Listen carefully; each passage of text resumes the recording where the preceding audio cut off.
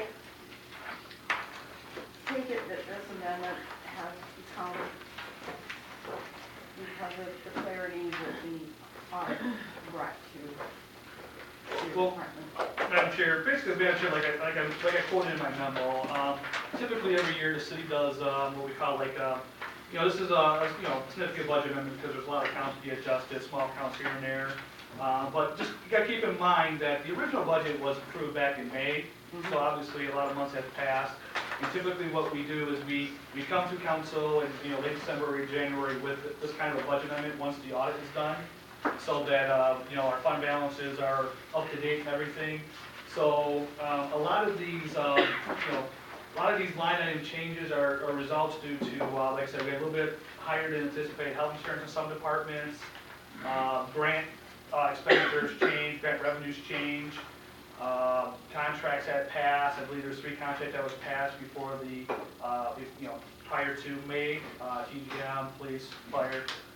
All those things are incorporated in this budget amendment, as well as, anything else that was newer that occurred, between the original budget and now. So we try to capture all of it in here so that, any changes that we do, bless you, any changes that we do, part of our omnibus changes are not going to be as significant, so that's why we do this kind of large budget amendment, so we kind of clean up all the accounts in our current year budget, and that's what this effectively does for general fund and the Act 179 fund. So.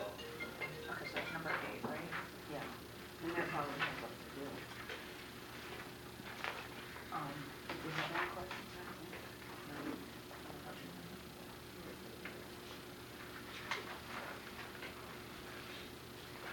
So if there's, like I said, any questions, I did a summary in detail that kind of gives you Right. line by line. So. That's all right over Hey, Jason, Yes, Councilman. we had a decrease in the state share, revenue share? That is correct.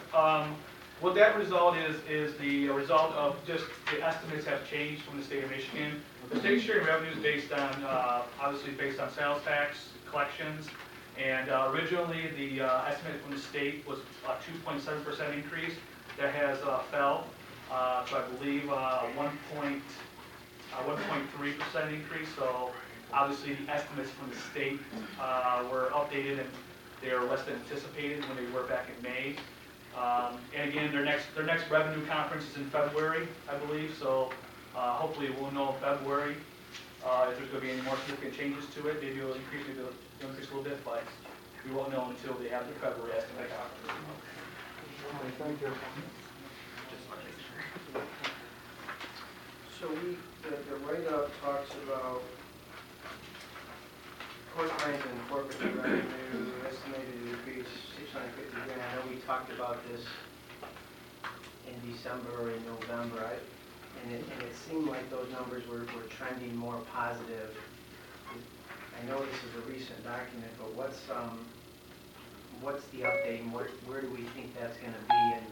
And the basis of the question is, I think we thought there was monies out there that were past due that could be picked up on, and I don't remember how much of that we budgeted for, but how much of that did we throw in, and how good or bad do we think this number will be? I know you talked about another potential budget amendment, but is there a way to project where we're going to be 60, 90 days from now? Through the chair to Councilman Bzura's question, good question. So basically, if you turn to page 2 of the detail, it has the small revenue department for fines and forfeitures. You have 3 line items basically in here.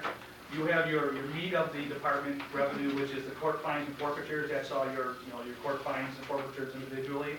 So basically, what Councilman Bzura is talking about is looking at the trend of revenue that we've been receiving through November, actually through October. We noticed that we were coming in a little bit lower than budgeted and a little bit lower compared to what we received last year for those months.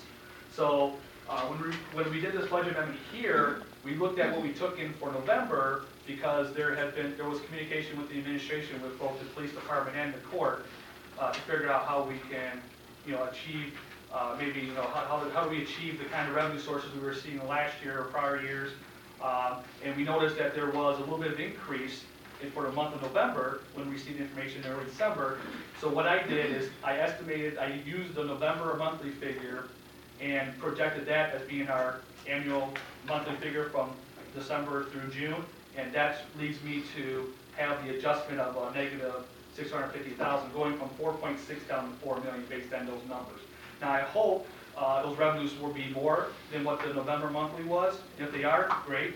We can always adjust the revenue up, but to be conservative nature, I just used the number that we had for November. So, but everything's pointing down that the trend for the year to date was down compared to last year, down to previous year. So that's why we had to decrease our number by we had to decrease our original budget by a number because we weren't achieving those monthly goals. So. Madam Chair. Mr. Wynn? Councilman, I think there's kind of twofold here. Jason touched on part of it. I think that to your question, I think that this number will likely be a very safe number.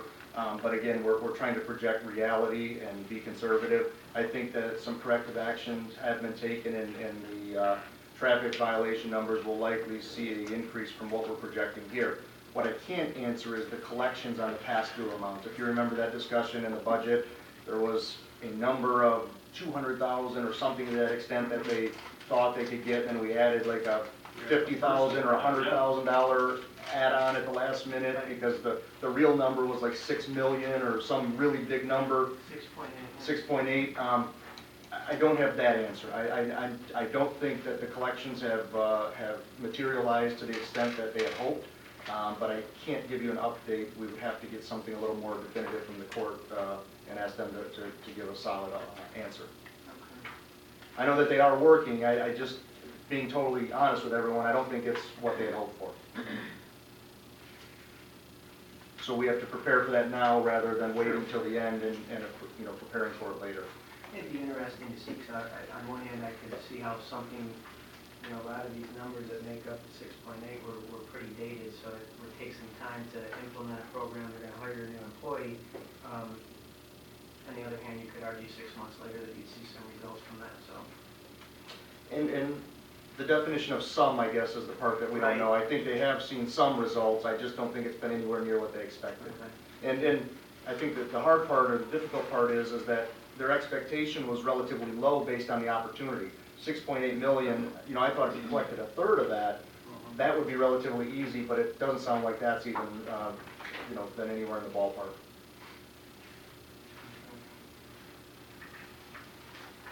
Are they covering the employees? I don't know. That was a separate conversation we had, and that's the main concern there. The judges are analyzing that, and they may have to make a decision soon. Okay. Do we know And he if said he would. Do we know if it's being tracked as a separate line item? Yes. Okay.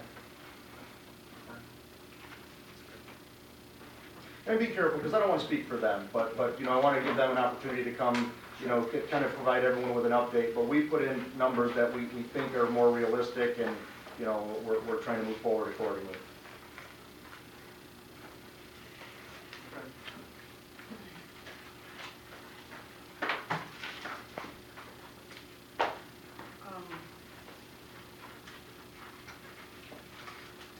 Lottie and Sheila brought up a point that it may appear that we're being secretive if we vote by ballot.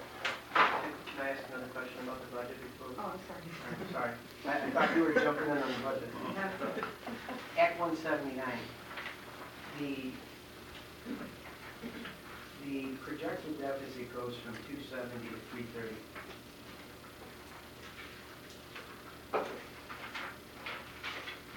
I've been trying to reconcile that with the analysis that we did back in July.